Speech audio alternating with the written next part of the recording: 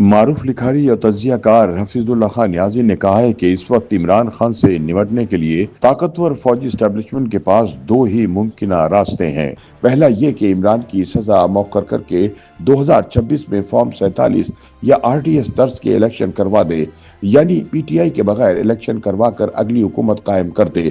نیازی کے مطابق دوسرا راستہ یہ ہے کہ عمران خان کے خلاف قائم کیسز کو عدالتی فیصلوں کے ذریعے انجام تک پہنچاتے ہوئے انہیں عمر بھر کے لیے قید میں ڈال دیا جائے۔ ان کے مطابق اگر یہ دونوں راستے اختیار نہ ہو پائے تو عام انتخابات کو 5 سے 7 سال یا غیر معینہ مدت تک مؤخر کیا جا سکتا ہے۔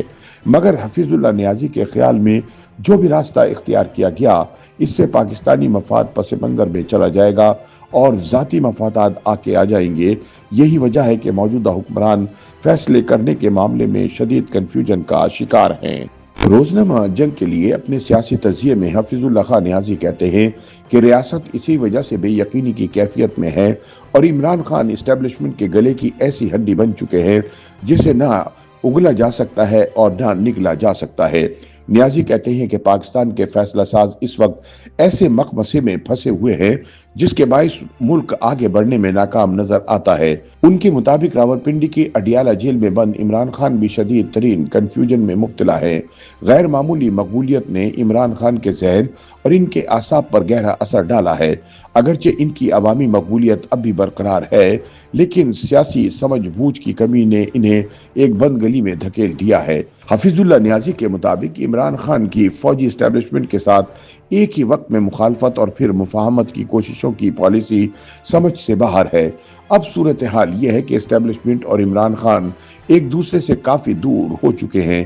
ان کا کہنا ہے کہ عمران خان کو جیل میں بند ہونے کا فائدہ یہ ہوا کہ وہ لاکھوں لوگوں کو فوجی اسٹیبلشمنٹ کے خلاف کھڑا کر چکے ہیں۔ شاید وہ سمجھتے ہیں کہ انہوں نے عوام کو اسٹیبلشمنٹ کے خلاف کھڑا کر کے اپنا بدلہ پورا کر لیا ہے۔ ان کے مطابق عمران چاہے رہیں یا نہ رہیں انہوں نے ملک کی سیاست کو مفلوج کر دیا ہے۔ حفیظ اللہ خان نیازی لکھتے ہیں کہ جس عمران خان کو وہ جانتے ہیں وہ موجودہ صورتحال سے مطمئن ہوگا کیونکہ اس کی نظر میں پہلے اپنی ذات مضبوط کرنا ضروری ہے اور بعد میں ملک کی مضبوطی آتی ہے۔ عمران خان نے اپنے فوج مخالف بیانیے کے ذریعے ملک میں جس طرح کی کشیدہ صورتحال پیدا کر رکھی ہے وہ اس کی سیاست کو سوٹ کرتی ہے۔ ہر جانب ایک بے یقینی کی کیفیت ہے۔ آئے دن سیاسی اور نیم سیاسی خبروں کے شوشے چھوڑے جا رہے ہیں۔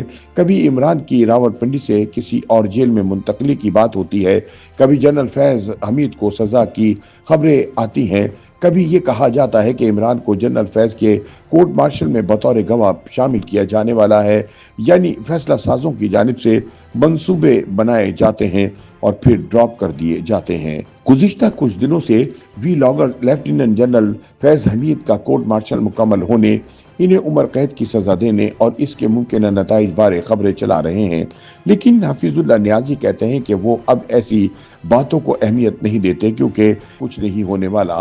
انہوں نے کہا کہ عمران کی مقبولیت ریاست کے لیے نیا تجربہ نہیں، اس سے پہلے 1970 میں بھٹو دور میں بھی سیاست میں مقبولیت اور قبولیت کا ٹکراؤ دیکھا جا چکا ہے۔ وہ کہتے ہیں کہ وہ پچھلے 2 برس سے سن رہے ہیں کہ جنرل فیض کا ٹرائل آخرکار عمران تک جائے گا لیکن ابھی تک ایسا کچھ نہیں ہوا۔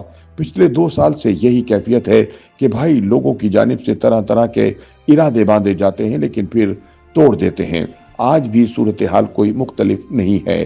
حفیظ اللہ نیازی کے مطابق آنے والے مہینوں میں عمران اور ملکی نظام دونوں کے مستقبل پر بے یقینی کا راج رہے گا۔